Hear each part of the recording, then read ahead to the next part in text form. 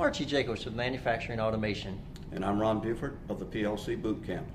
Ron is a very effective trainer with a different approach that will straighten out a lot of misconceptions about the PLC, not only for beginners, but for those with many years of experience.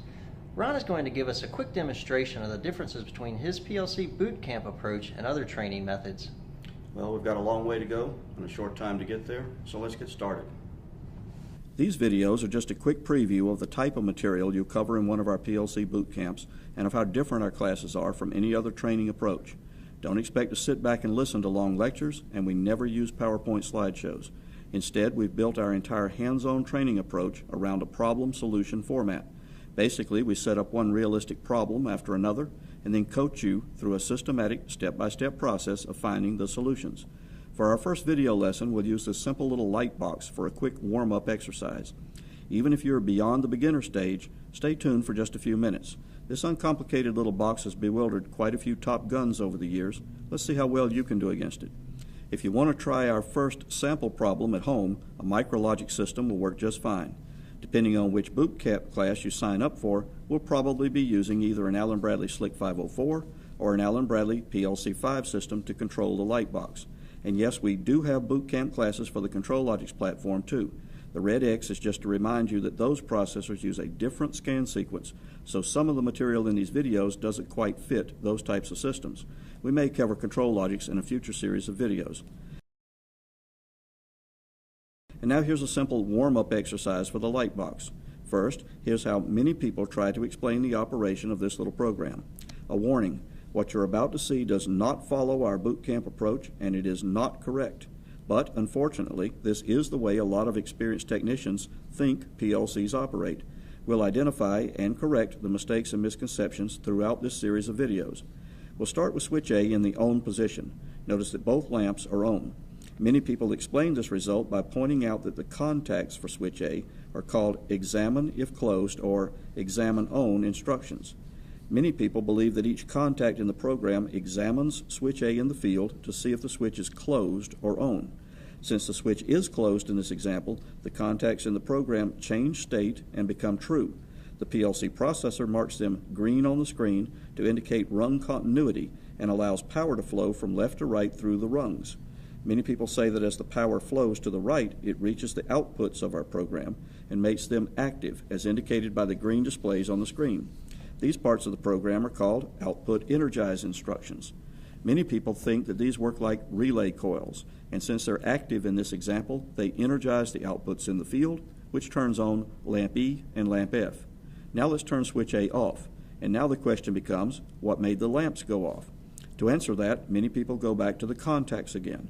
Many people explain that now when these contacts examine switch A to see if it's closed, the conditions are going to come up false. That's because the switch is off this time around. Notice that the contacts aren't green anymore, which means that the power signal will not be able to flow through the rungs.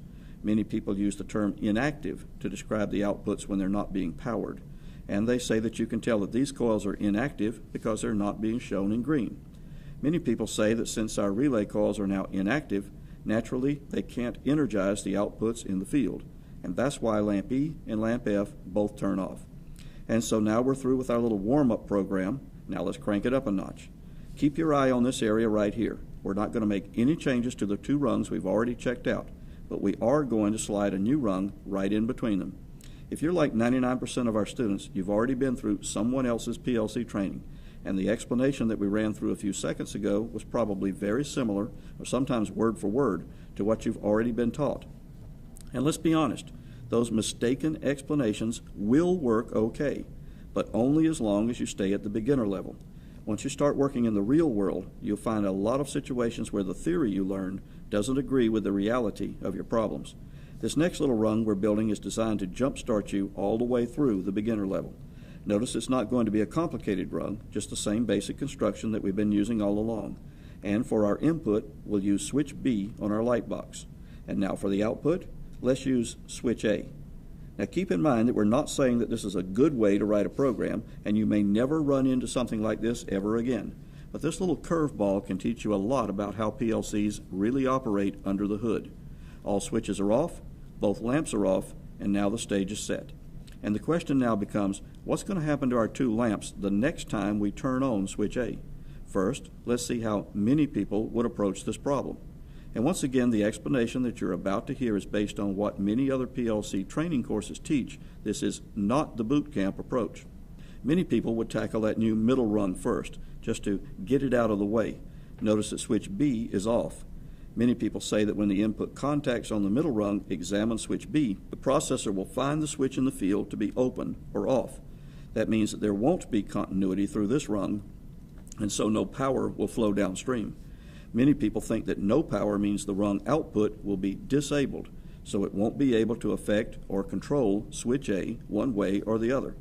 Besides, many people will tell you, there's no way for an output coil in the program to affect an input device like switch A located out in the field. This isn't a special remote control switch. There's no motor, no coil, no nothing out there for the PLC to energize.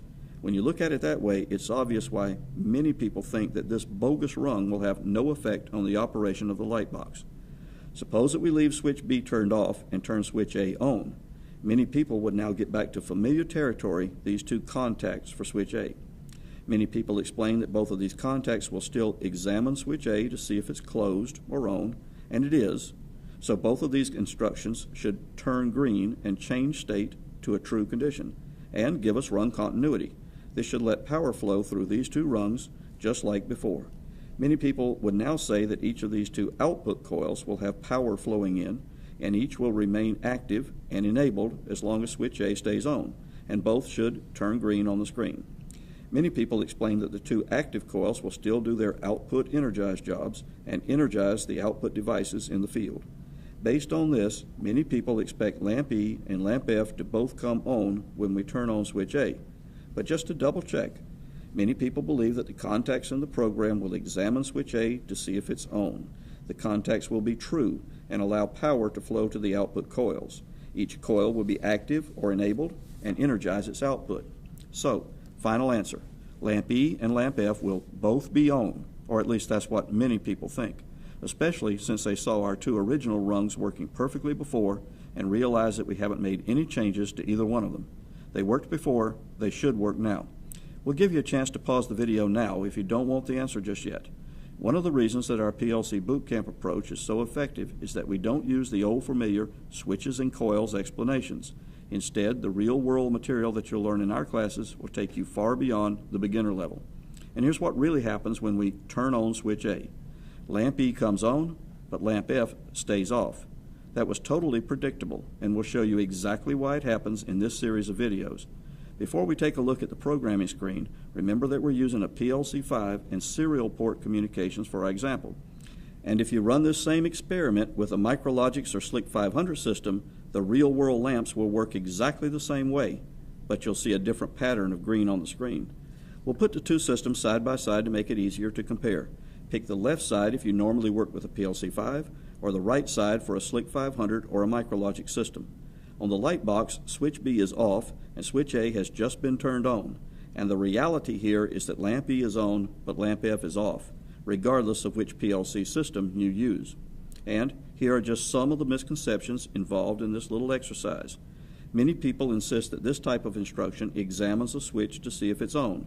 If it worked that way, then lamp F would be on, because switch A is definitely on out in the field.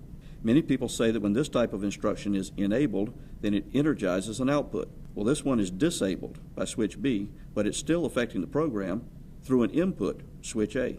Many people insist that green on the screen means true or active and indicates power flow. The instruction at the top is true, but its twin at the bottom is false. Obviously, the green on the screen can't always be trusted. Many people insist that you can get more reliable information by looking directly at the bit tables instead of at the ladder display. Well, here they are. So now the big question, is there a way to make sense of all this? Yes, there is, and we'll give you a sample of the systematic step-by-step approach that we teach in our PLC bootcamp classes throughout the rest of these preview videos. We're going to go a lot deeper than the green on the screen and the switches and relay coils explanations that you've probably heard before.